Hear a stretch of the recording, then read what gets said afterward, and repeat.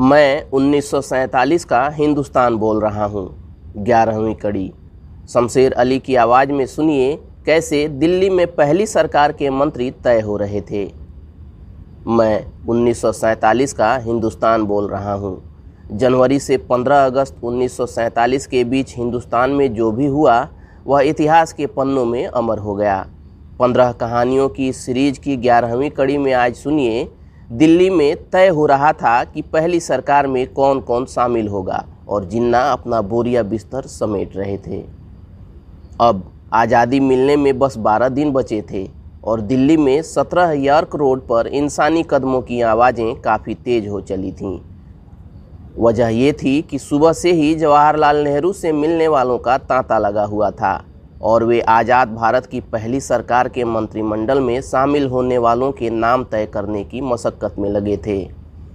शाम होते ही अखबार के दफ्तरों में यह खबर पहुंच गई कि कांग्रेस से भावी प्रधानमंत्री नेहरू के साथ सरदार पटेल, मौलाना आज़ाद, राजेंद्र प्रसाद, जॉन मथाई, जगजीवन राम, C.H. भाभा, राजकुमारी अमृत कौर, नरहरि विष्णु गौडगिल, हिंदू महासभा से Shyama Prasad Mukherjee, schedule caste federation party से भीमराव अंबेडकर और पंथिक पार्टी से सरदार बलदेव सिंह को पहले मंत्रिमंडल में शामिल किया जा रहा है।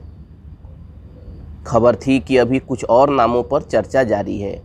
उधर महाराष्ट्र के कई अखबारों में राम मनोहर लोहिया का यह बयान छपने पहुंच गया था कि भारत की आज़ादी के साथ गोवा आज़ाद नहीं हो सकेगा। गोवा को आज़ाद कराने की लड़ाई जारी रहेगी। वहीं जिन्ना जल्द से जल्द बोरिया बिस्तर समेटकर पाक जाने की तैयारी में लगे थे।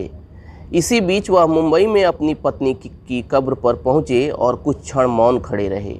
जिन्ना दुखी थे कि उनकी बेटी दीना ने पति नोवेल वाडिया के साथ रहना तय किया था और उनके साथ पाक जाने से मना कर दिया था। दिल्ली में वायसराय हाउस और सरदार पटेल के घर पर भी हलचल तेज थी। माउंटबेटन चाहते थे कि पटेल भोपाल, इंदौर, मंडी, सिरमौर जैसी उन सभी रियासतों को थोड़ा समय दें जो असमंजस में हैं, मगर पटेल के उस भरोसे की था कोई नहीं भांप रहा था जो कह रहा था कि ये रियासतें अलग नहीं होंगी। मुंबई की लेमिंगटन रोड पर स्थित एक छोटा सा कमरा भी इन दिनों राजनीति का केंद्र बन गया था। राष्ट्रीय स्वयंसेवक संघ के इस दफ्तर में सिंध में मची अराजकता पर सर संघ चालक गुरु गोवलकर के सानिध्य में गंभीर चर्चा हो रही थी।